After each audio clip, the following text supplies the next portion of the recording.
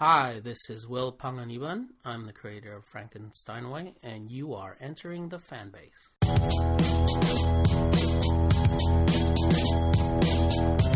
Hello and welcome to another episode of the Fanbase Weekly podcast. This is a special edition, a Fanbase Feature, if you will. We are doing a panel discussion of Solo, a Star Wars story, with wonderful panelists whom I would like to introduce. First and foremost, we have Sean Foster, who is recording live via Skype. Hello, Sean.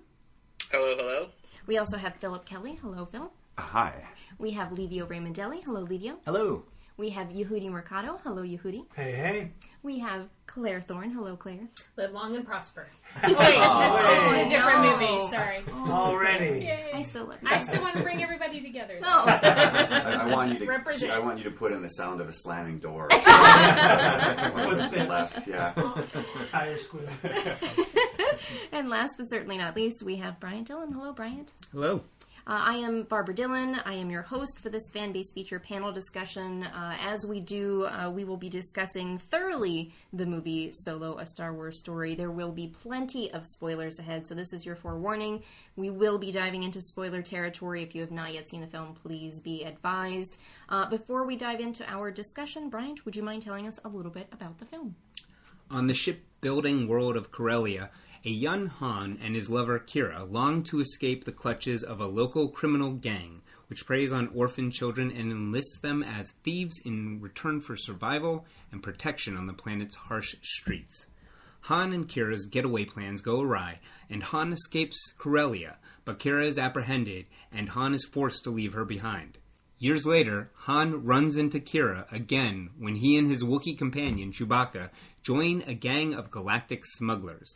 Led by the enigmatic Tobias Beckett, the group becomes indebted to the gangster Dryden Voss and is forced to devise a daring plan to travel to the mining planet Kessel and steal a batch of valuable coaxium. In need of a fast ship, the group joins forces with Lando Calrissian, the suave owner of the perfect vessel for the dangerous mission, the Millennium Falcon. Joined by Lando's droid co-pilot L337 and Kira, now serving as a representative of Dryden Voss and the galactic crime syndicate known as the Crimson Dawn, Han finds himself on an adventure that will feature danger, betrayal, and other experiences that will start him down the path to becoming the charismatic rogue audiences know from the original trilogy. All right, so as we dive in, first for everyone, what were your general reactions to the film? And Phillip, we will start with you, sir. Wow. What an honor to be the first to talk about What an honor to be the first to talk about this very enjoyable film. General thoughts, it took me about 10 or 15 minutes for everything to fall into place, I think. Okay. And then when it did, I was with it. It took a few minutes for Alden to kind of... And I think that was on purpose, though. Mm-hmm. I think in a similar way, the first film I ever watched was Return of the Jedi. And I was like, that Luke Skywalker is amazing. Then you go back and you watch A New Hope, and you're like, this is a kid. So, I mean, it's in a very similar way. You're going back and you're seeing him as a kid before he is picked up. And so, as you're watching, you're like, oh, I see what they're doing. I see it. And then you fall into place, and then he becomes... what he needs to, or starts to become what he needs to become. Mm-hmm. And, I enjoyed the heck out of it. Wonderful. So. Livio, what about you? I didn't like the movie.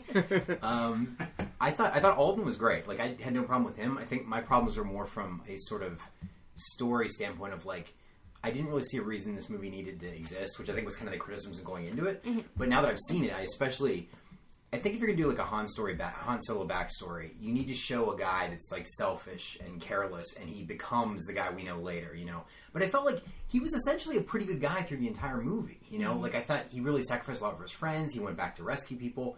He goes out of his way to go back for Kira.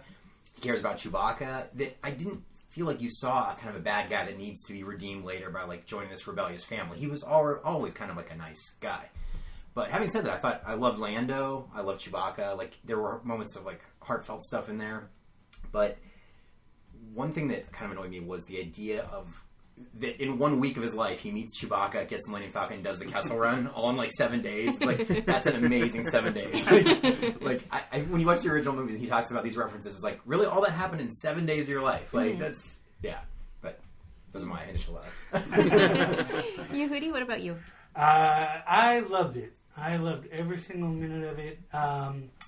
When I saw the prequels, my main criticism was we never saw like a character that was like Han Solo. Okay. Like everybody was a senator or a king or a queen or a princess. Like everybody was highfalutin and had higher ranks. Mm-hmm.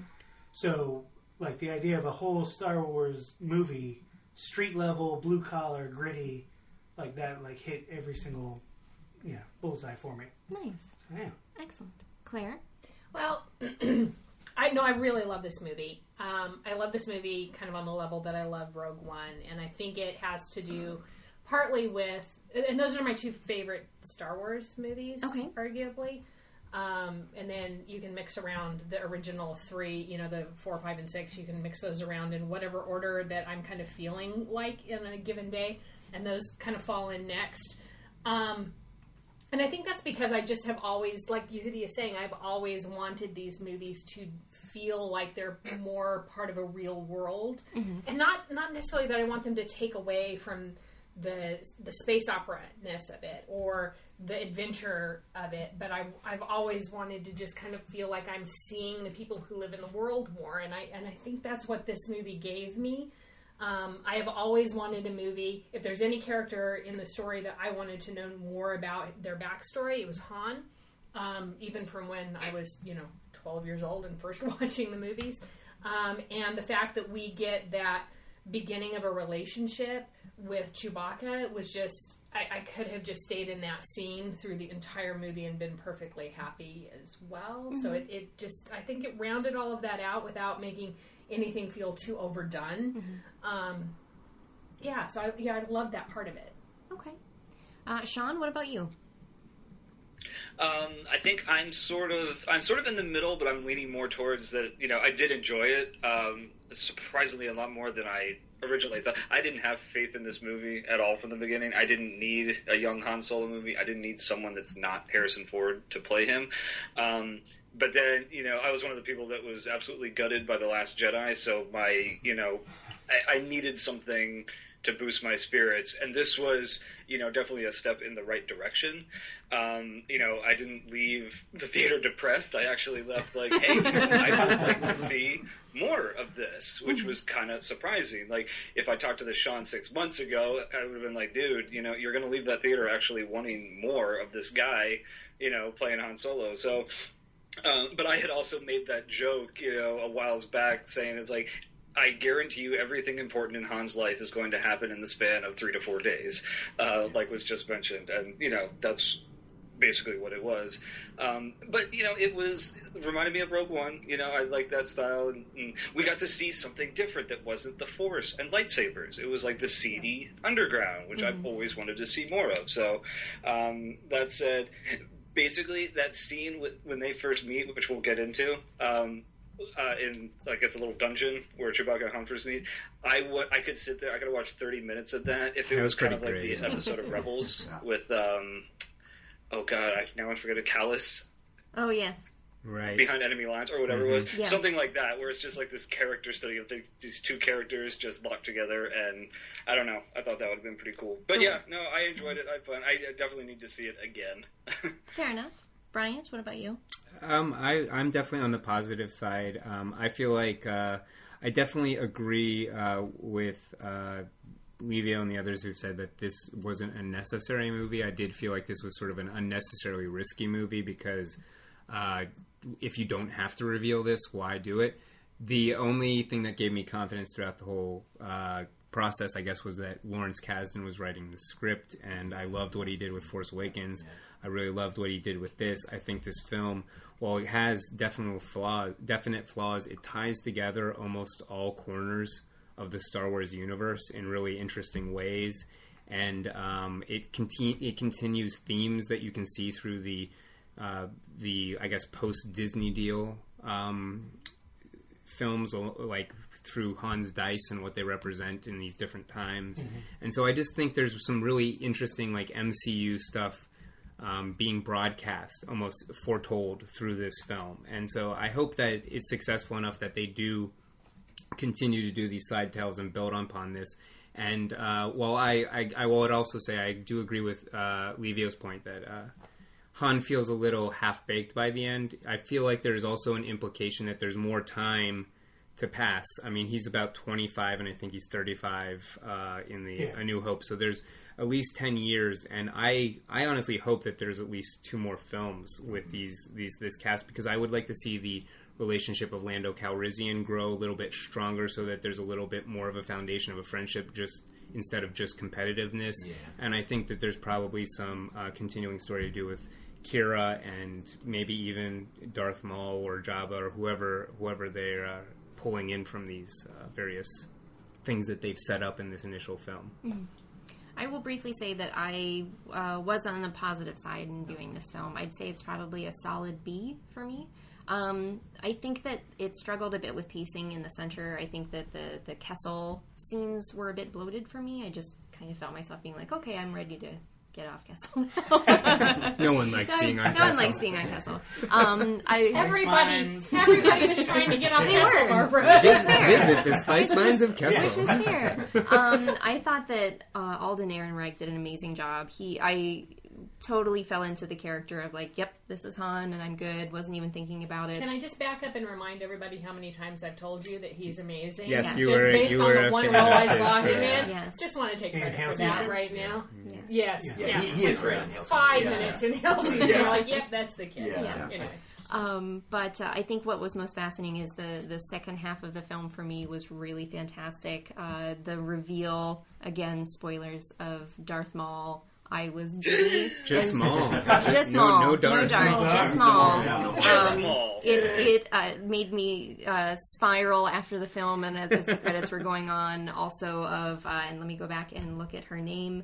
But whether... Oh no, what is her name? Infus Nest. Whether Infus Nest was Stila Guerrera, I was like, oh my gosh, like this. But it's not. No. She was a super interesting character. She was a super interesting character, but then I was like, I was like, is this before or after Satine's death? And I was more excited about the Dave Filoni-ness of this film. Yeah, it felt very Dave Filoni. Very inherent. And the last thing that I'll say is, I think what was interesting to me about this film is the Spielberginess of it. I think I was speaking to someone before we started recording about it definitely felt like a safer film. I don't know that they took a lot of chances with it, but it did ironically remind me of watching a film kind of like Raiders of the Lost Ark or Temple of Doom. It just had that feeling to it where it's enjoyable for me. It's not my favorite film of all time, but I like watching it. So.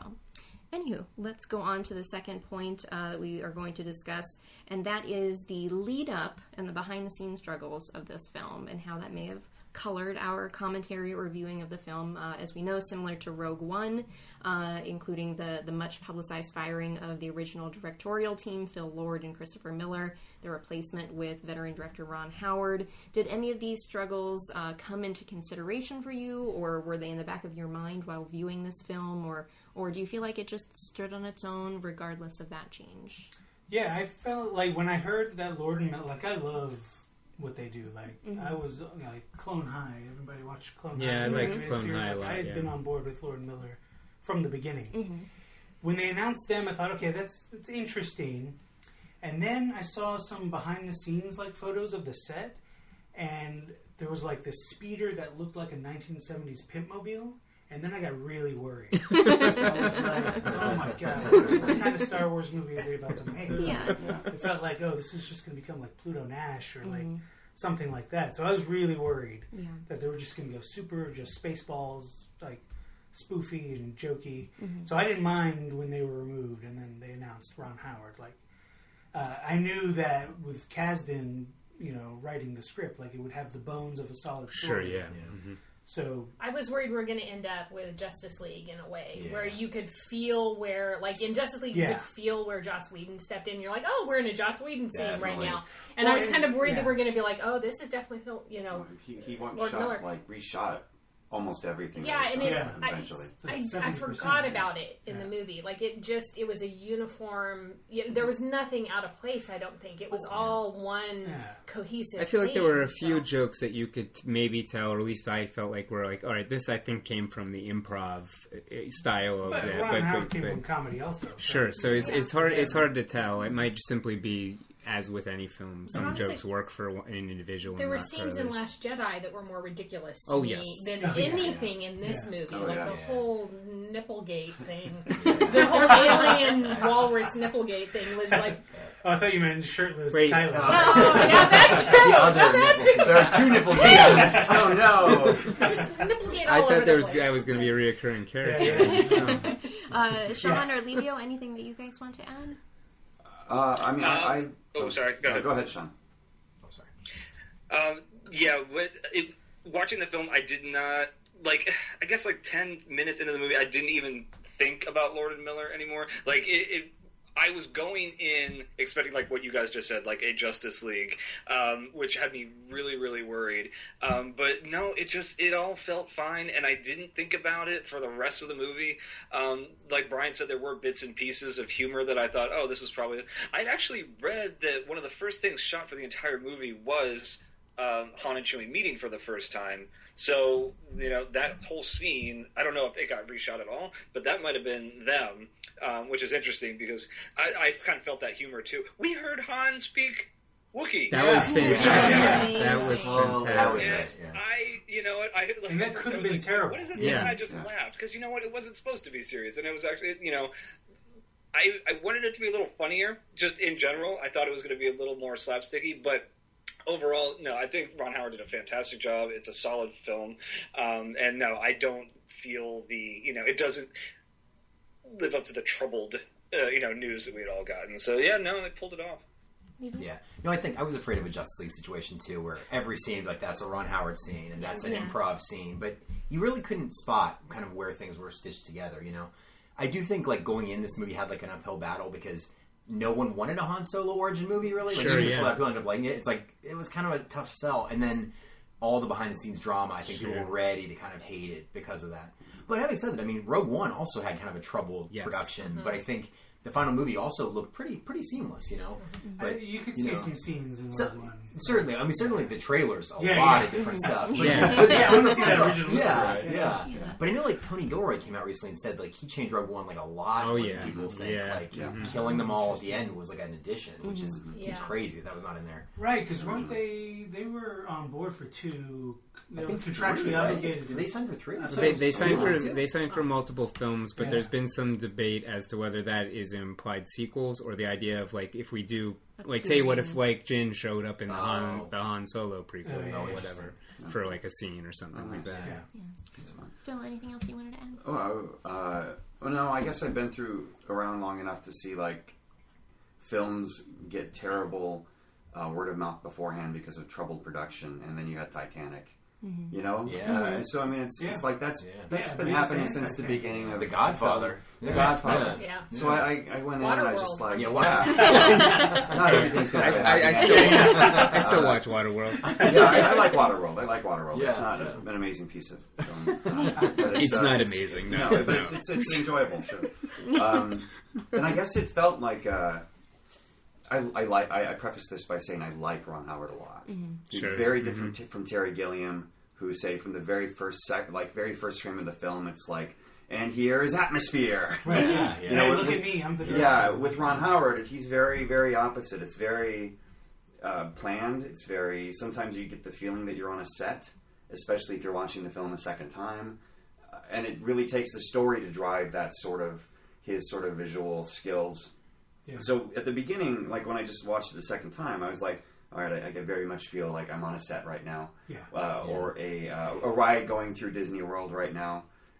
It's very enjoyable, and then when the story starts to pick up, his directing style naturally sort of kicks in with that, and you kind of become lost. But that's pretty natural for the first 20 minutes of a lot of films. Yeah, I wonder if some of the more claustrophobic scenes, like the poker scene or the Sabat scene, where it's really feels like you're in a tiny set. If those were reshoots where it's okay, it would be less expensive if we just put this in a like closed Yeah. room. I guess I was referring more to that first chase through the city, which has that great Indiana Jones moment of getting caught, the speeder getting caught. Yeah. Or great, I guess, Han Solo moment. No, this will work. Yeah, It yeah. doesn't work. It's a Yeah. great Han Solo moment. Yeah. But that whole chase feels like it's, you're going through Disney World on a ride, kind of, Oh, or something I see. like that. It has it feels like you're on a set. It feels like all very. You know what I think it is? You don't get the atmosphere necessarily that you would with Terry Gilliam, but.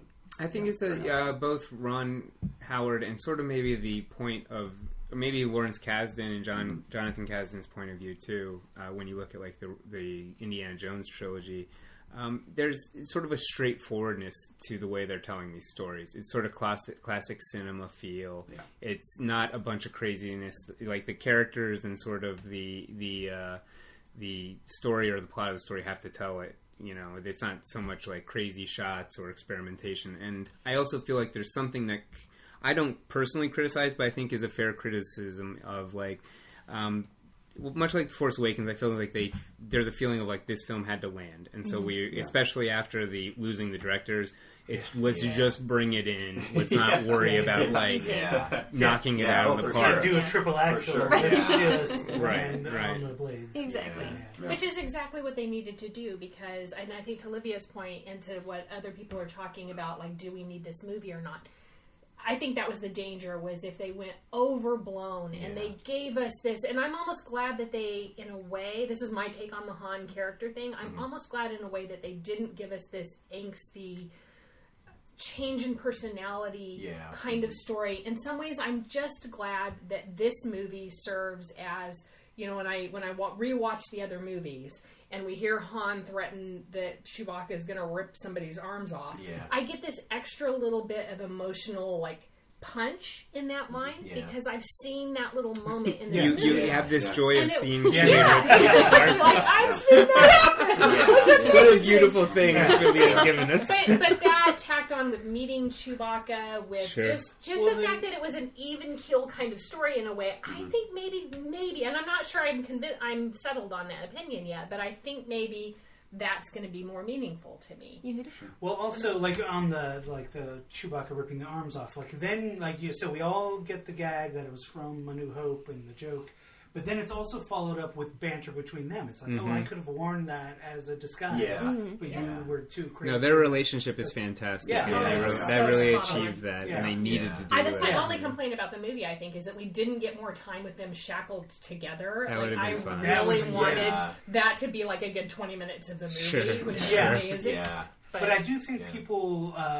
I do like that it was almost treated like a tall tale in legend. It's like, okay, the Kessel Run, like, it's almost like when Paul Bunyan chopped down all these trees. It's like...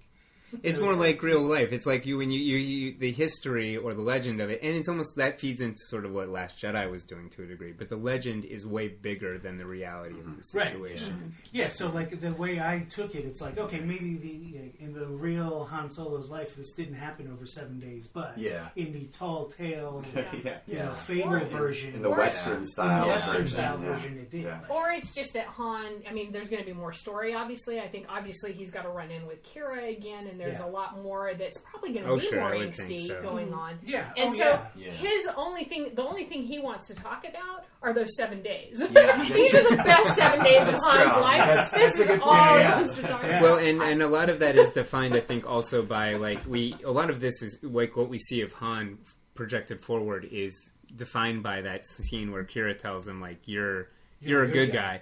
He's the rest of those 10 years is him fighting to make sure that isn't true. I think, and there's always been like, well, I think because I'm never going to survive if I'm the good right, guy. And even then, I would say Han clearly is a guy. I would say that we probably all agree shoots first in A New Hope, and that he has to have that arc. he has to have that arc through the original trilogy, but I think. Almost in the way that, and I don't know that this is, everyone will agree with the quality of this, but almost in the way that, like, Anakin's story was told in the original trilogy, and we were told, he was power hungry, he was crazy, and it sort of revealed, like, no, he was trying, hopelessly, desperately to save the woman he loved, and people didn't know the specifics and viewed it a certain way. There's something here where Han has built shell, a personality, a persona of who Han Solo is, it's his and Billy the Kid. he's always been the guy with heart. That's why Chewie is with him. That's why he comes back at the end of the New Hope. I don't know he's the guy that joins up, but he clearly is a guy who feels that internal torment that maybe, again, we pass on to his son. We see a conflict in his son. This is a conflict that his father shares in a different way, you know? I mean, there's a lot of interesting things in that.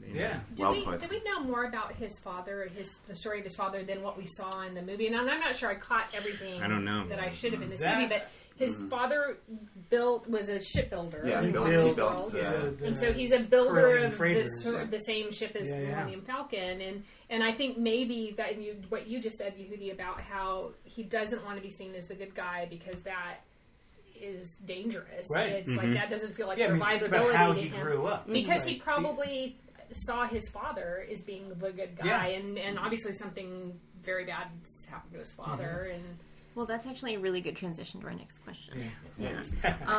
So, something that we've seen throughout the Star Wars mythology, Anakin Skywalker, Han Solo, we see a lot of toxic fatherhood, which is also something that we see, ironically, in another Disney property, which is the MCU. Han... Iron Man's a perfect father. Right? He just cried when he killed his daughter. He's got a heart. He's a good dad. Oh, no. Even in Solo, we see Han and Lando comment on not being close to their fathers and not having a good relationship with them. Why do you think that we keep seeing these examinations of toxic fatherhood or poor father figures in film right now? Well, you have to plant that seed so that these aren't perfect guys who grew up with perfect fathers, because then there's nothing really, there's no uphill battle to, get over. Yeah. So, and there seems to be a sort of forge your own family theme, I would say, throughout Star Wars movies. Where there's even a line in this film where Beckett says something. What's the difference between people or tribe? You know. Oh yeah. Sort of implying that family can be more than blood. Yeah. You know. Yeah.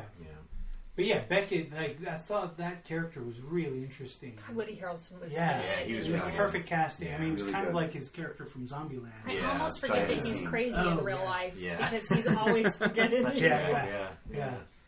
But yeah, he was almost the artful dodger, the surrogate the father. prototype. I'm going to be like that guy. Yeah. Because he survives until I get to him. Yeah. Sean, anything you want to add? I guess now with the father figure, it kind of comes with the territory with these types of things. I mean, especially with male characters, because they never have I had mom issues growing up. It doesn't have the same punch to it as because you look up to your father. You want to be like your father. So these young troubled characters like Han and Lando, you have to have that absentee father or the father that always thought you weren't good enough. So that it makes them try harder. But it just this and all those MCU movies. It is a very, very common theme. It's interesting because it's actually that you mentioned that, Sean, because it actually seems like they might be trying to do the opposite with Lando, where he doesn't seem as necessarily damaged in the conversation by the absence of his father, and seems to idolize his mother quite a bit. Right. So they might. I mean, again, I see them sort of laying tracks for further exploration of these characters. These didn't feel like overly weighty themes in this movie, though. No. We don't really spend a lot of time. No, it's not like he's defined by the absence of his father more than that Beckett is his father figure. It felt like more of a connection point between Han and Lando. Sure. Hey, we're going to sit down and have a moment. Yeah. And they did. And they have a nice moment. But it was, I loved the moment when he basically said, "My father built the like that." Yeah. And then you think about Force Awakens, Chewie, we're home. This is the house my father built. Yeah. Well, and also the idea that his father, for whatever reason, I don't remember the specifics, but almost got lost his job because something happened with the shipyard or something. Yeah. And that feeling of I think it was it's clearly unsaid, but this feeling of I'm not gonna be a regular Joe working a job and end up a sucker like my dad or he probably didn't go the way of the crime. The life of crime, and then he tried to be the good guy, and then didn't work out. Something tragic happened. Yeah. Well, we are going to take a brief break, and after this message, we're going to come back with our solo panel discussion. We're going to be talking more about the cast and all of the standouts in the film. We're going to be talking about the reveal of Maul at the end of the film, and much, much more. So stay tuned. We'll be back in just a moment.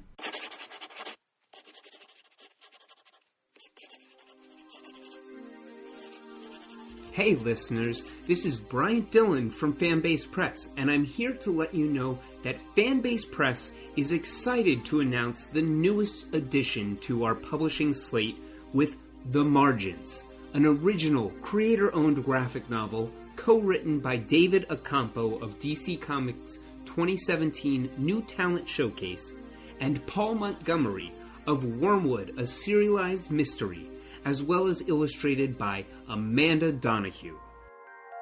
Examining creativity's dual nature in providing a healthy outlet for self-expression, as well as a mechanism for avoidance, this graphic novel explores the excitement of an artist unlocking their imagination and the dire consequences of getting lost in the margins.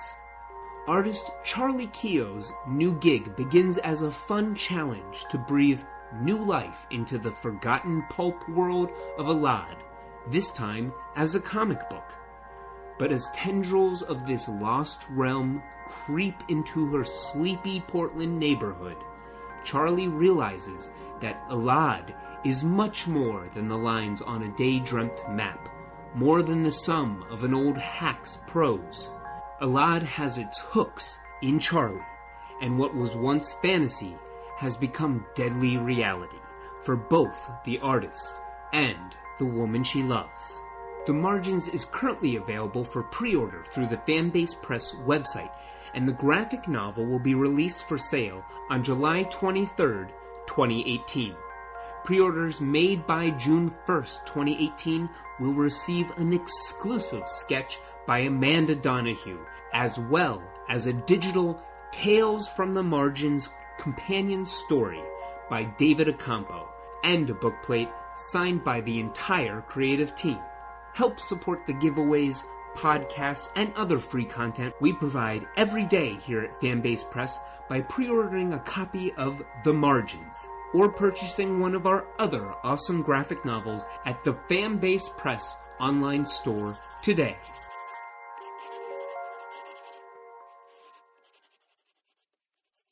Hello and welcome back to this Fanbase Feature panel discussion on Solo, a Star Wars story. We will be diving back into the cast, who is simply phenomenal in this film. We'd like to focus next on the character of L3, portrayed by Phoebe Waller-Bridge, who is a self-built droid with a strong sense of independence and agency, who fights against what she views as oppression of her brethren droid kind. How does the introduction of L3 change or reinforce how droids will be viewed going forwards in the Star Wars mythos? I think everybody needs to understand, first of all, yes, that when Phoebe Waller-Bridge auditioned for Star Wars, they brought her in to read specifically for this character. They had her in mind very early on, I think. She didn't know what a droid was. She's never seen a Star Wars movie. Didn't know what a droid was. Okay. She asked her taxi driver on the way to the audition, "Do you know what a droid is?" And he called someone, and nobody could tell her what a droid was. So when she walked in the door for the audition, she just read it. She thought it was a human. She just read it as a human. And they're like, "Well, okay, that's great. Can you be more droidy?" And she's like how droidy? She's trying to describe it. But she kind of credits that to the fact that she just kind of played this droid very human-like through the whole thing, and maybe that's what they were wanting. Can I say something? I appreciate that story, and it's very fun. But as an actor, would you not prepare for an audition? Well, yeah. At least check out a trailer. Something. Yeah. It's only one of the biggest movie franchises ever. I know. She's British. No, I don't know. Anyway. But they kept that, though. There was something very human about the way she moved, and the hip sway. Right. It's very more human than most other droids in the Star Wars films, I think. I didn't like that droid as much as I have other droids. Just I thought the humor was a little too I don't know. Contemporary? No, maybe it was so contemporary. Yeah, maybe like snap my finger a bit. It felt like, you know what I mean? It felt a little misplaced from the tone of the rest of the film, and not that I despised or hated the character. Yeah. But to me, she kind of that character kind of stood out as something that didn't quite feel like it completely fit the rest of the movie. I can see that. I mean, all the droids in the Star Wars universe are kind of rebellious in their own right. Sure, yeah. Sure. BB-8, Chopper, they're all kind of like stinkers. At least the standout, or not the standout, but like the regular cast the ones, members, I would say. It's kind of fun to think that there was an original rebellious droid that was all those droids when they get together, they're like, did you remember about L3? Remember that story? Well, I do like the idea that he doesn't wipe her because she's got the database. Yeah. So the longer you let a droid not be wiped. Yeah, supposedly they become more rebellious. It brings up a lot of interest. I guess that's what I think is really interesting. It brings up a lot of interesting questions, which I wonder whether the Star Wars mythos will deal with, because you got an implication here that droids are slaves and when they put these restraining bolts on them, they're being forced into labor, and they wouldn't choose these things if they could. And so when you look at how our original trilogy characters treat droids, even the companion droids are still servants completely. So I wonder if there's a conversation to be had at some point in Star Wars mythology where there's an advancement of droids down the road, where people sort of then also begin remember to accept them. Post Clone Wars, when robots were killing half the universe. Yeah, so there's a lot of droid. So this is maybe prejudice. We need restraining bolts on these things. We need regulations. That's we're true. not going to serve their kind anymore. I will. I was just saying, the part about L3 becoming part of the Millennium Falcon, I have mixed feelings on that, because on one hand, I'm there with you too. Yeah. What does it mean exactly? They always call her she. Yeah. They always call Millennium Falcon. Well, and they say specifically in Empire Strikes Back that it has 3 computers that are always talking to each other or something like that. In Empire, when C-3PO is working on the Falcon, he's like, "Oh, why is your ship so sassy?" I like that there's a reason, that there's that real personality there. Too. I thought that was great. It was clever, but I also think it's kind of weird that there's been a living robot watching everything going on board the Millennium Falcon. She's seeing everything. Probably. Have you seen that episode of Black Mirror? This last season of Black Mirror, the last episode, which coincidentally stars Letitia Wright from Black Panther in it.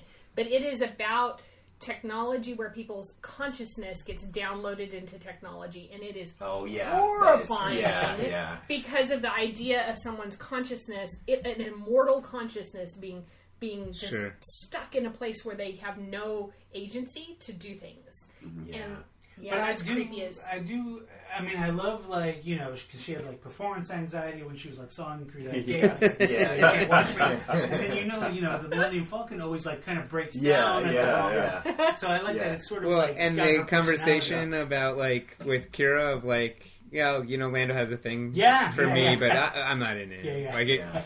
Sometimes what'd she say? Sometimes I think about it, but no. But then also, they're in Empire. They escape the giant worm. They're lost.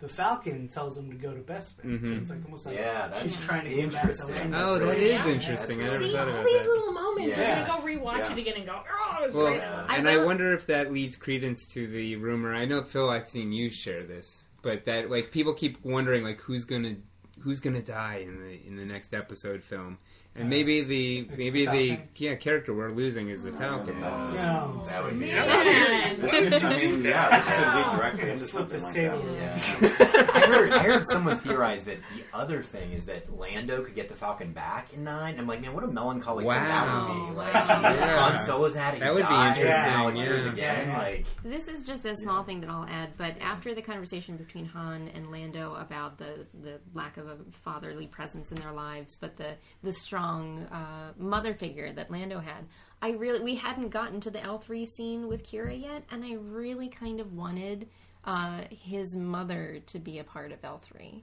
I really thought that it was going in that direction instead. That's But a little... Oedipal. Yeah. Well, yes. Yes. I don't think the sexual nature of the relationship would have been there. But that was such a great twist. Like, yes. L3 is dying, and then you really see Lando's, like, heartbroken about it. Like, Absolutely. The one L3 moment I really love is when she tells the little bot to get out of the way after removing the restraining bolt. And he's like, I don't know, go free the rest of your brothers. Like, that was a great moment. So I don't hate the character. I just it felt like she felt at times like some of the Disney cartoon characters that are just kind of thrown in for a little bit of for kind of jokey. Or every now and then it just kind of felt a little too much like that for me. But again, not nearly so much as in some of the other movies. Sure. Recently. Yeah, she's no Jar Jar. They keep these things. Oh yeah, no, it was well handled enough. Yeah. For me. You just wait till they reveal that Jar Jar Binks' personality was downloaded. He's eating the porgs that are rescued. God. Well, I do want to continue talking about Lando for a moment, because while doing press for the film, Solo co-screenwriters Jonathan Kasdan and actor Donald Glover both confirmed that the character of Lando is pansexual, which, for our listeners, is defined as not limited in sexual choice with regard to biological sex, gender, or gender identity. In the film, Lando is teased about flirting with Han and his genuine attraction and love for his droid co-pilot, L3, as we discussed. But many media pieces have criticized the shallowness of stating that this character is gender fluid while failing to show it in a committed manner on screen. So what, panel, are your thoughts on this? Do you think that this should have been more stated directly? They mentioned it at the press. I mean, it wasn't mentioned in the movie, and then they didn't follow up. So I don't fault the movie for not exploring it when it's something that was sort of like offhandedly said. Do you and to go one step further with the question, do you think that this is still something that is lacking, this representation of the LGBTQ community more strongly and more evidently stated within the Star Wars films? Well, to bring Star Trek back into it.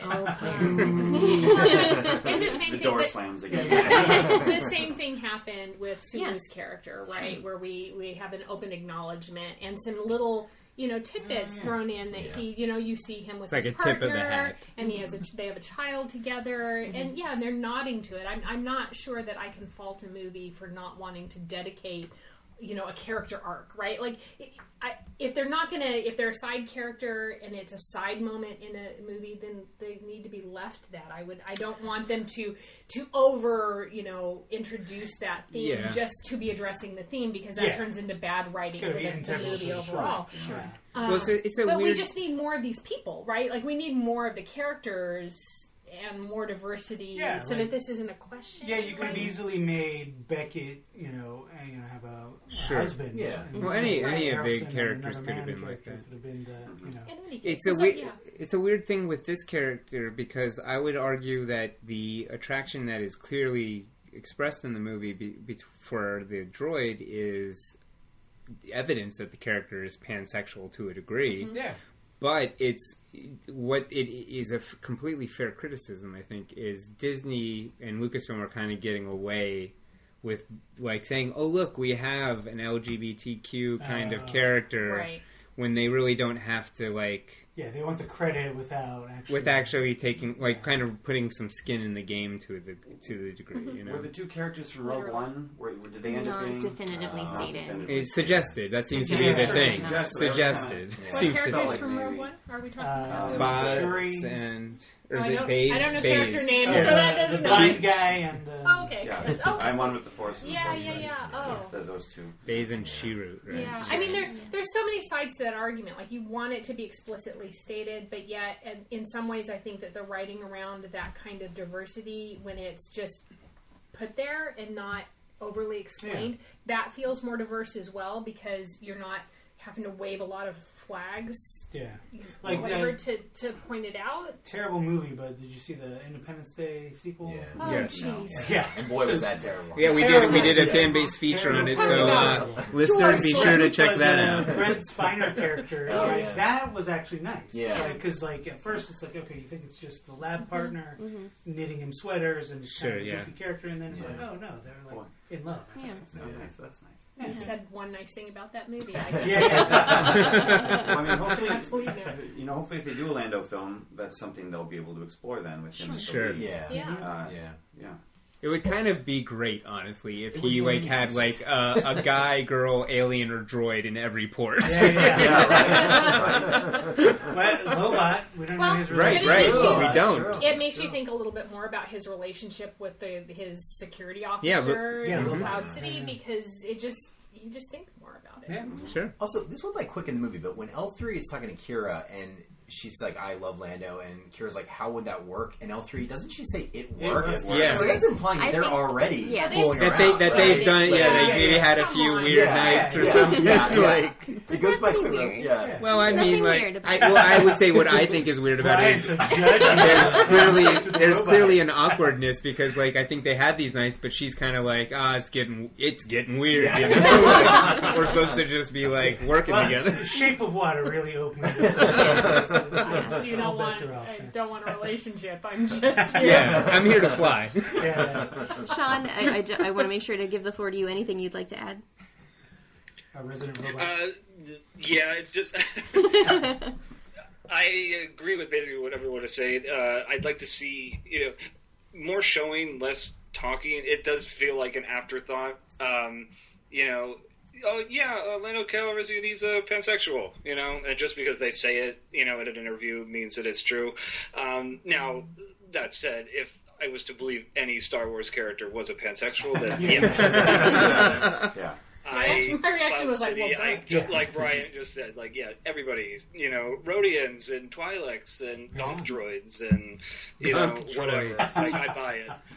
But yeah, just something more casual, you don't, I'm tired of reading these articles, that says, oh, it's this, and then I go and I see the movie, I'm like, what did I miss? Yeah. Yeah. J.K. Rowling. But, yeah, exactly. Thank you very much. Just stuff like that.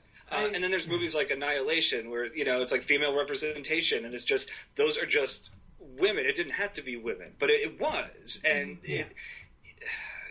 I don't know. Sorry. No, that's okay. Cat's distracting me, and they keep doing this every time I have the microphone. I got it. Oh, the cats. Batting at it.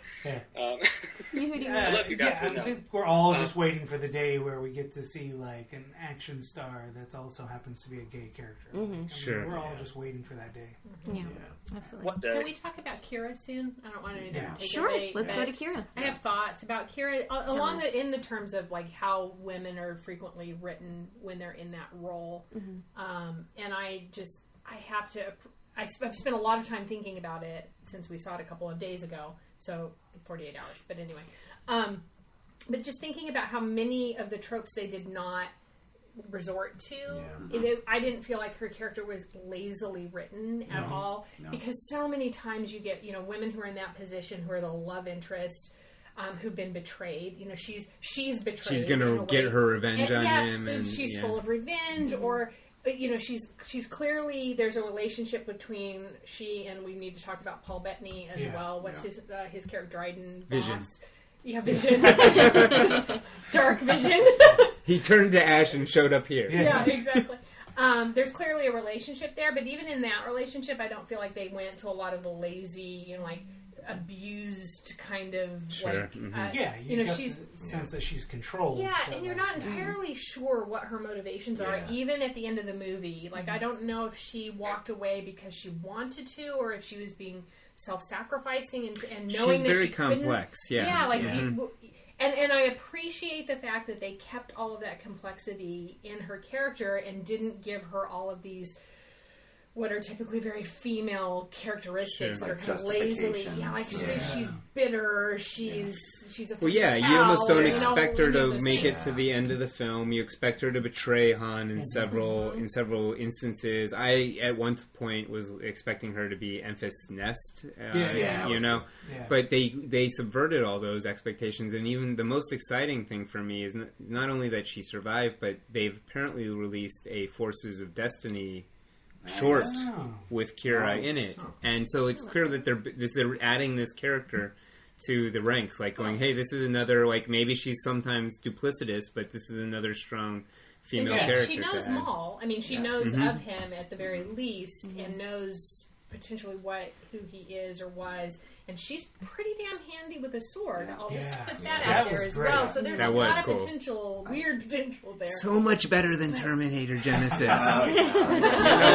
Terrible. So much better. All the female characters got a character-driven action beat in this movie. Right. Like, no one was just like sidelines, like, oh, hit him. Or, No, they were all even equals. that moment with Tandy Newton, that was awesome. It didn't feel like a fridging. I didn't see that coming at all. No, it felt like, a woman of her own agency doing her job, and she does it. And minutes later, you find out what the real stakes were, that they were working for someone and why else, she and that's did why that. she did it, why she felt like she needed to. Yeah, exactly. Well, and the relationship, even though they're only screen for a little bit, that relationship felt really strong and real to me. And also, I don't know that we could say this definitively, but she felt like the better thief, the better merc. You know, like she was the brains. Yeah. Well, and then she's protecting Woody Harrelson by not like picking up every stray they come across. Right. She's the one in control of the game. You know, and I think that they avoided being overly tropey with Beckett's character as well, because they could have really made him mustache twirling at the end, and that betrayal at the end could have felt more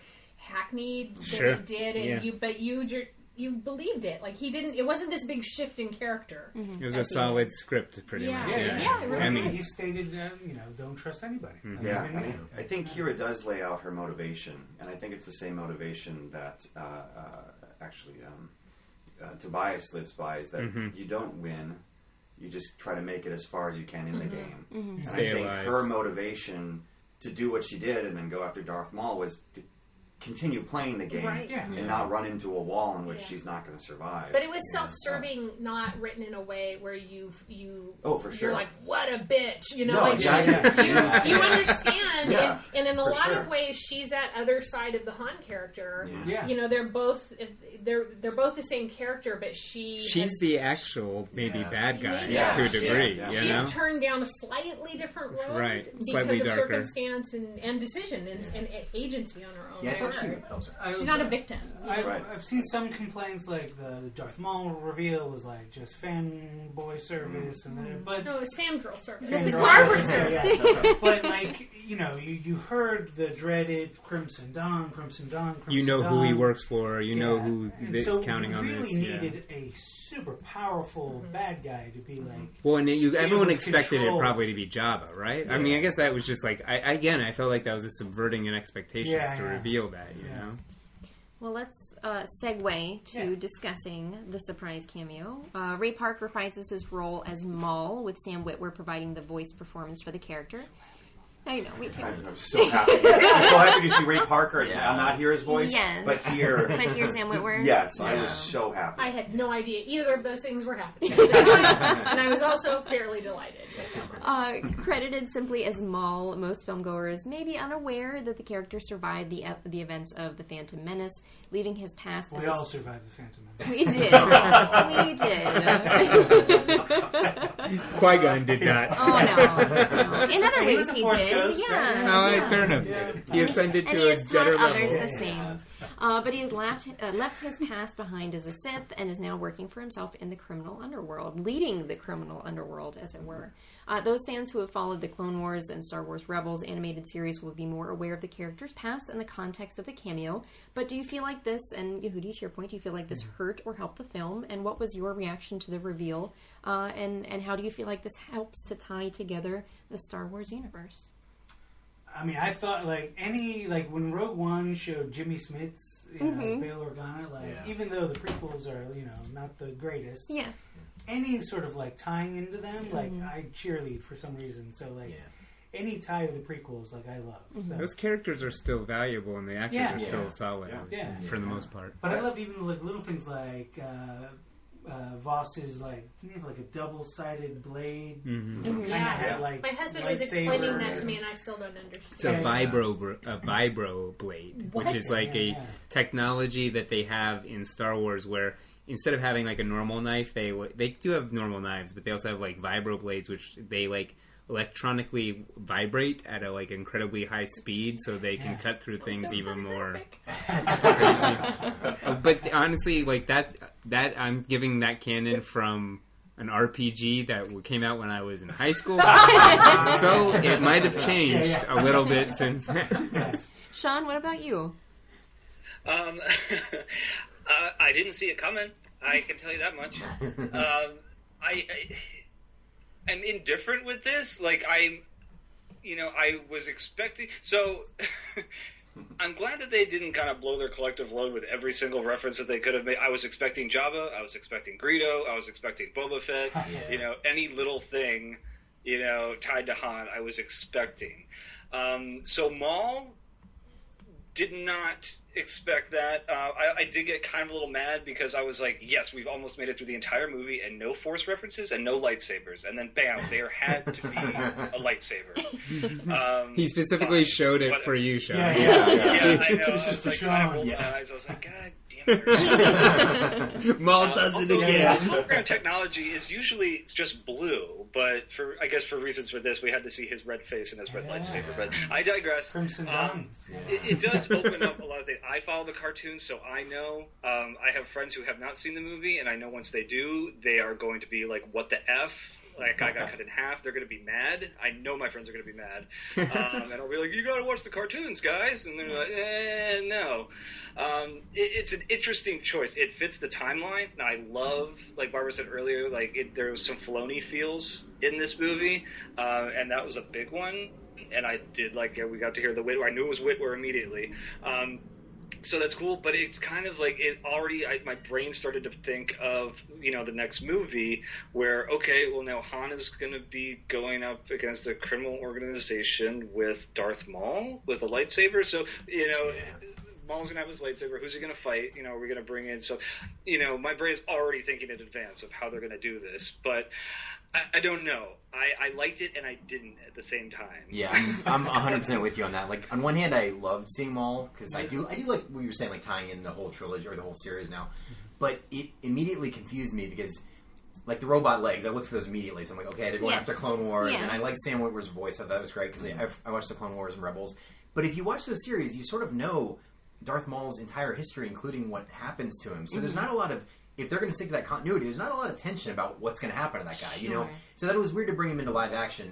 He could have a cool lightsaber fight in the next movie, but I almost hope they don't have. Yeah, because I haven't watched the last half. Okay, I'm only halfway. Okay, I won't say anything. We won't say that's anything. all we get is a cool lightsaber. Oh yeah, and I'm all for it. I mean, I still love that. I'd actually go the opposite direction, where I hope that they resist and maybe continue to subvert expectations, resist the effort to put him in a lightsaber battle or that kind of role where he is more... We saw this Nerdist video, which I kind of like. What they suggested is if there is essentially a crime battle between the Crimson Dawn and Jabba's organization with Han and Chewie sort of caught in the middle. Yeah. And you'd have to write this very carefully so that... Because Han can't witness anything that makes him believe in the Force or Jedi. Oh, that's true. So maybe there's somewhere where you can have him deal with other characters like Kira. But I think there is a way to write this where you still have him as a viable villain. And you do kind of know, it has to end with like a crumbling of Maul. He has to end up where he appears in Rebels to some degree. Yeah, what that is. See, the thing that I'm thinking of, though, is that, like, if you're going to bring him back into live action, like, everybody, all the fans who, let's say they haven't watched the cartoons, all these fans that say the best part of Phantom Menace was, and this is the casual fans, they say that Darth Maul was the best thing. It killed him off too soon. So if you bring him back into live action, they're gonna want to see him be a badass. And if he doesn't use the Force, and if he doesn't use his lightsaber, and he's just a dude who runs a criminal organization, we don't know they're gonna be like, "Why'd you bring him back? You brought him back, and he's just gonna sit there." Well, there might be other characters to bring in, like Bosk or Enfys Nest, or I don't know, but I hear you, Sean. I think it's like the first Solo movie. It's like this is going to be tough to pull off, but you can. Potentially. I will say I more think that they will utilize him not necessarily in another Han Solo film, but in another individual film. Darth Maul film? Not necessarily Darth Maul. Again, I don't want to say anything for Phil's benefit. I see where you're implying. I've seen Maul come back in Rebels. So I know where he starts. I know, but I don't want to stay. We're gonna play KG for now. Would he appear like the Obi-Wan? Potentially. I mean, there's Which seems to always make more sense there's an open space Everything between is- Rebels and what we've seen now. Yeah. 5 years, I think. I mean, no matter what, everything comes to a head on Tatooine, Right. With Yeah. all these Yeah. characters, Yeah. Obi-Wan, Oh, for sure. It's true. Jabba, And I think the stakes with Darth Maul aren't with Darth Maul and what happens to him, but what Kira's getting herself Exactly. into. Yeah. But she's getting herself in over her head. Yeah. In a way I don't think she realized. I hope they bring a bunch of other characters. Like Shizor could come in, and you could have. There's so many criminal elements that have been played with only in the EU that could really be fun to kind of filter into here. You know? Yeah, Jackson, definitely. He's the boss above Maul. It's Jackson. You know what he demands. I know the Kazans did say that Maul works for someone in this movie too, which that's really Yes, they interesting. did. Like, They did say that. Like, They said thematically that there's this theme of everyone working for someone else. Yeah. But I do hope that I thought the only thing I would have changed about Solo is the immediate mention of we're going to Tatooine to meet with Jabba. Yeah. I hope whatever they meet with him is not the job The job. that gets them No. 10 years later. Right. Yeah. I think you get the sense later on by Star Wars that he's worked for Jabba For a little while, This yeah. has been a long-standing. Brian has to prove Off and himself. on. Yeah, because what I got from that is that I would like to see. So the next movie, like I said, there was no Greedo, there was no Boba Fett. Now I know there's talks about making a solo Boba Fett movie, which I don't think he needs to headline his own movie. But in a solo sequel, having those guys, that's the crew. You know, we got the Fett, we got the Bosk. You know, and they do a job for Jabba, something like that, and that's how Han is familiar with these guys. Like Boba Fett could just be that silent badass in the team who just kills whatever he sees at sight. Just little cool things like that. So that's kind of what I'm hoping for with the sequel. Fingers crossed. Are there other characters that you would like to see show up in the next live-action film? Not necessarily that it has to be another Solo movie, but are there other characters that you have not yet seen that you need to see more of? I mean, Bosk would be awesome. I love Bosk. Yeah. Ventress would be awesome. Oh, yeah. IG-88 I always thought was a really cool design. Yeah. But I always thought Bosk, he's wearing that flight uniform. Part of me, before Rogue One, was like, oh, what if he was started as a rebel and things went to shit, and then he went bounty hunter after that. You know what they have to do that I just thought of is unless they reinvent the canon, Dengar is in the condition that he is because of a swoop race with Han. Han lands a swoop on top of him and messes him up, and there's always a personal hate between them because of that. Yeah. So I mean, we haven't seen Han get on a swoop in this, which I thought for sure we were going to see some sort of swoop chase. Right. It would be really interesting to see those things take place. I mean, there's a lot of underworld stuff that could be fun to kind of weave in with these movies. It would be funny if all the bounty hunters in Empire Strikes Back, like Bosk and Dengar, and all those guys are people Han personally pissed off. Yeah. So when they hear Darth Vader, they're like, "Oh yeah, we all personally hate cutting my reins." Cutting my reins. Yeah. You mean that asshole Jabba around? Yeah. I mean, part of me thinks just from the beginning it was almost a mistake to even call this movie Solo. Mm-hmm. I feel like you could have called it Underworld or just call it Kessel Run or Human and Wookiee. Yeah, but almost Rogue One, leave it vague. It's about the mission, and then so much pressure wouldn't have been put on an actor. Yeah, right. To create a Han Solo, Harrison Ford. That's fair. Did such a good job though. Yeah, he really did. did. He was He really ended up doing a great job. Yeah, but I as much of Chewbacca as I got in this movie, I'm still, and I'm not saying, hey, I want a Wookiee movie, all subtitled or something. I do. That would be like Lumpy and his family. But I great. still want more of that story, just the little tidbits of getting some of his, the Wookiees off of Kessel and where are they going and what. I love Chewbacca's backstory. They did a crossover cameo with the E.T. aliens in I think Phantom Menace in the Senate. It would be kind of great to see Chewie meet a Groot. Even if it was just like this, like side nod, Yeah. We don't need that. I would love that. Keep your peanut butter out of my chocolate. I keep saying I want Indiana Jones to find Mjolnir. Mjolnir? Mjolnir. Mjolnir. I always want to pronounce it. Mjolnir. I always want Indiana Jones to find the hammer. Oh, that's really clever. I would like that. I'll go with that. Yeah. Well, sadly, we are coming to a close, but given that this has been such a lively and fun discussion, I want to give the floor for a moment to everyone. Is there anything that we did not talk about regarding this film that you would like to discuss? I can start us off. The one thing that I didn't get to touch on that I thought was really interesting in this film, and we've seen very little of, I think, in the Star Wars universe, is how much it sucks to live under the Empire. Yeah. There was real suffering, and I mean, it's interesting too, because I mean, I don't think that these things are pre-planned, but we're seeing, like, in a time when we're discussing families being torn apart at the border, we see a border scene where families are being pulled out of line, torn apart, split up, taken to prison. Then we see this, like, probably one of the most hellish versions, even though it has some laughs, of versions of war that we see in Star Wars, where there's people screaming about their legs being shot, and Han just like explodes right in front of Han's just like look. It's almost like Saving Private Ryan for a second, where he's just looking around and seeing devastation and leaderless chaos around him. So I thought there's several other moments that I'm not mentioning. I don't want to take up too much time, but I think that they did a really good job of sort of illustrating how much it stinks, at every level to live under this authoritism.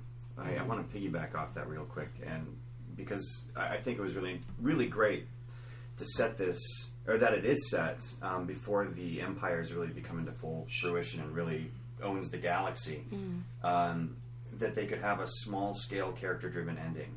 It wasn't about saving anything. It wasn't about destroying something big. It was about the stakes of these characters and watching them interact with each other. And I think, in the end, that's what I loved about at least the last half hour most. Like, that just popped for me. I felt really transported, especially during those last 30 minutes, because it became a character-driven film and not a film about heroes saving the day. My husband and I spent quite a bit of time talking about why we thought this movie resonated so much more with us than Last Jedi, and I think for me, in some ways, more than Force Awakens.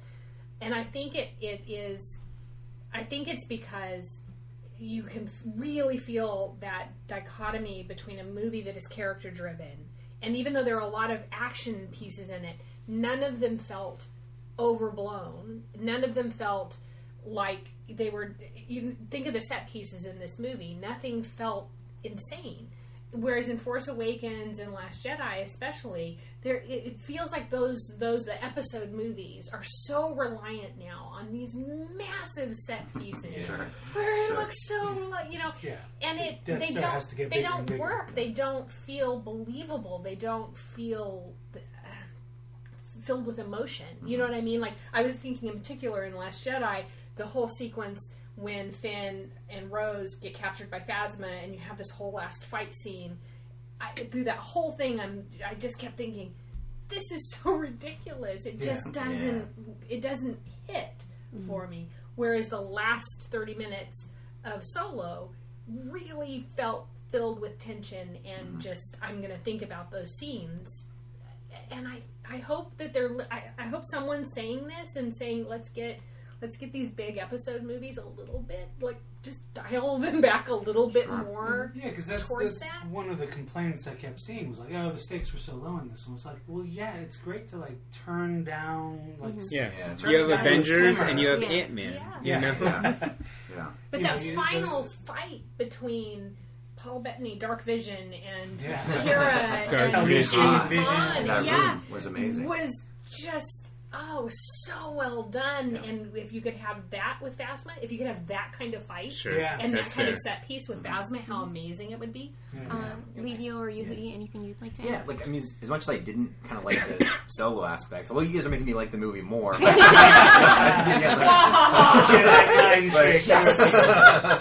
I totally agree with Brian. I love seeing the, like, day in the life of living under the Empire. Like, I thought that stuff was awesome. And just kind of like the shot of the Star Destroyer being constructed in the sky, where you're like, we're taking resources off your planet to create these weapons, and you just see, you know, stormtroopers in like town squares, and I'm fascinated by that stuff because I like the idea that for most of the people that work in the Empire, they have no idea that they're working for two evil wizards. They just think that they're in like a Nazi Germany, like we're just, you know, an army. But the idea that it's such a huge scale to this war, and I think this and Rogue One did a good job of showing like just the day-to-day life. Well, and you get to see in this the recruiting.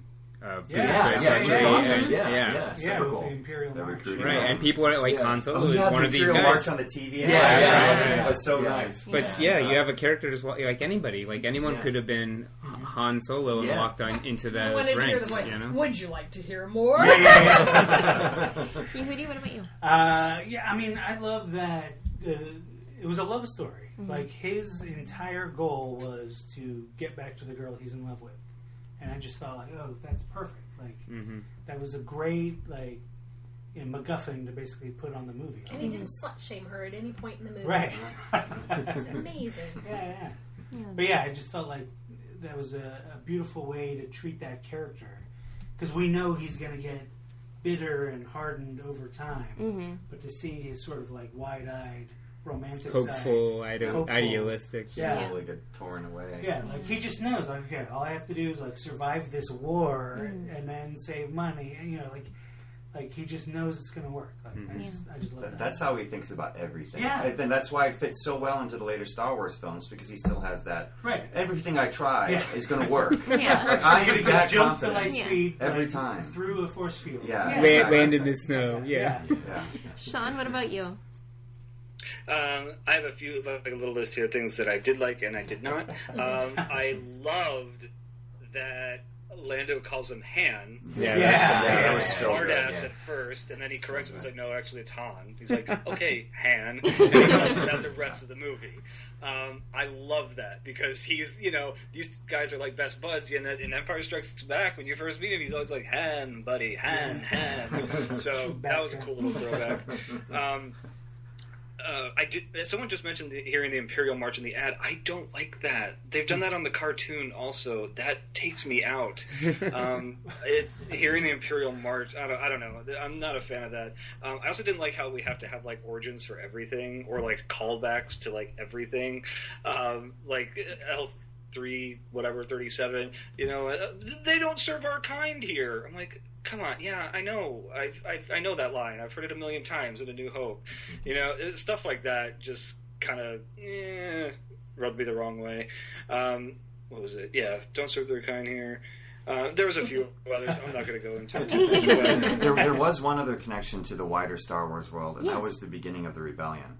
That's kind of that's kind of the biggest connection to where the entire the entire storyline that we see in all the movies. Well, and even in that exact moment, Phil, that you're referring to, we see the character that ends up being with I can't remember the character's name. I don't remember the characters right now, but that has the mask with the... He not only ends up in Rogue One, but he's a character who ends up surviving, if you read the comics, surviving the events of Rogue One and being on like sort of the shattered husk of Jeddah. So I mean, there's really interesting things there, and it plays into the rebel cell things that are being examined in Rebels. I appreciated that group of people that, you know, you see in the train heist part of it, and then when they show up later, I appreciate that they turned out to be more interesting and actual characters. I wasn't expecting that. Thank you, Kasdan. Well, and that's sort of what I felt Rogue One was missing too, because like we're introduced to the Marauders as basically like terrorists, bad guys, faceless. They result in the death dies of because of them. Right. So they take a life, and then you find out, oh no, this is the seeds of the rebellion. They take two lives. They kill. What's his name? Rio. Well, as we always do at the end of one last call. Please, yes, do it. Lando tells Han, "I hate you," and then Han says, "I know." And it was played very casually too. So good. That moment, those moments.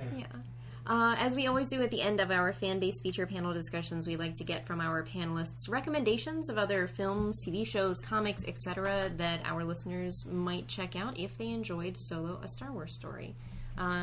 Phil, shall we start with you? Do you have anything in mind? Sure. I would say start with some Sergio Leone films. I'd go back and watch Stagecoach, the John Wayne's first film.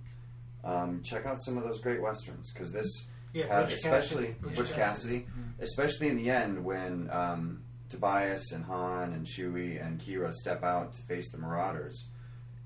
Shots right out of Sergio Leone films, and you get that space western, because this turns from a crime drama into a space western. Like, you see that transition throughout the film, which I love, and so I'd suggest that. Nice. Livio? Yeah, I was saying, like, piggybacking off that, like, if you like, Han Solo, it's an easy step into, like, westerns. Like, I love, like, Unforgiven, for example. It's very easy to be like, that's a Han Solo, an older Han Solo, kind of coming back. Like and, the anti-hero, the one who doesn't want to get drug into being the good guy. Yeah, met a girl that saved him from this life of crime, or so he tells himself every day. But yeah. So. Yeah. Excellent. Yehudi? I'm going to be completely self-serving. I have a book coming out in July called Rocket Salvage, Which is amazing. and it's race car drivers in space. After a crash, they have to become garbage men sweeping up after space battles. Nice. It's definitely cool. like this blue-collar sci-fi adventure. Yeah. So Rocket Salvage from Lion Forge. Nice. Claire? I'm going to get shut down if I bring up a Star Trek movie. No, you will not. Go for it. I throw myself up here and crash. There's only 2 doors in here. Actually, I'm not going to do that. Okay. But I will just go to toot my own horn about having seen Alden Ehrenreich in Hail Caesar. It's a completely loathable movie otherwise, but Alden Ehrenreich is delightful in it, and he plays, ironically enough, he plays a Western, like an actor who plays Western characters all the time, and he's a joy in that movie. I saw him at the Hollywood Bowl at the John Williams concert. Oh, yeah. Oh, In the bathroom. Nice. That is most vulnerable. Yes. Sean? All I was thinking about when I watched the movie and they had the giant train scene was the Firefly episode, The Train Job. Yeah. So that series is amazing, but also if you haven't seen it, that episode alone is very space western, and that I would recommend. Which, to piggyback on that a little bit, like I've seen other criticisms like, they're just ripping off Guardians and Firefly but it's like like Star that. Wars came first. It's a space western first. They borrowed heavily off It's of Star Wars. it's a loop of borrowing. Exactly. Nothing's original anymore. Yeah. So. Exactly. I will just briefly say, if you like that feeling of seeing moments of like, oh, so that's where that came from in Solo, then in a reverse turn, I would say go and watch the Clone Wars and then go and watch Rebels, because this is some of my favorite animated TV hands down ever. Yeah, I sure. mean, the layered and amazing themes that these shows take on are just stellar, but it will likewise provide you that background aha moment for so many characters in the film. Yeah, so. this movie felt so much like a Rebels, an episode of Rebels put on the big screen. Yeah, more than Rogue One. And so, like, when you mentioned Dave Filoni, it's like, if Dave Filoni were in charge of any part of this, that like this is the movie he'd do. And also on that, like, I saw another criticism basically showing the clip from Last Crusade of River Phoenix as young Indiana Jones, and like he gets the scar and the hat. And it's like, oh, picture this as a whole movie. It's like, well, That's pretty really good good. in Crystal Skull. Yeah. That's at least like character driven. Last Crusade has never bothered me. Bryant, what about you? You know what? I was going to mention the animated series. All I would add on to that is there is a great comic from Dark Horse called Darth Maul, Son of Dathomir, that sort of projects where Darth Maul was right before disappearance, I believe. And they also have done a standalone series with him that takes place before the... this is before the Phantom Menace. It's written by Colin Bunn, right? Yeah, it just came out from Marvel. I think it's like 5 issues, which was pretty decent. And then I haven't read them, but I know they're putting out some new Han Solo and Lando books, so... Yeah, new Lando one comes out this Wednesday. Yeah, so check those out. I mean, usually the extended universe, I mean, that's what got me through when we had no films. So if you're feeling desperate, it's still there. Yes. And the comics have been really good. They're getting like top writers. Yeah, they've been doing a good job with them. They're really good. And I think there's a Beckett comic coming out too. Oh, really? Yes. Oh, that's right. Yeah. And that's one other criticism I have of Last Jedi is to start it immediately after Force Awakens was a huge mistake.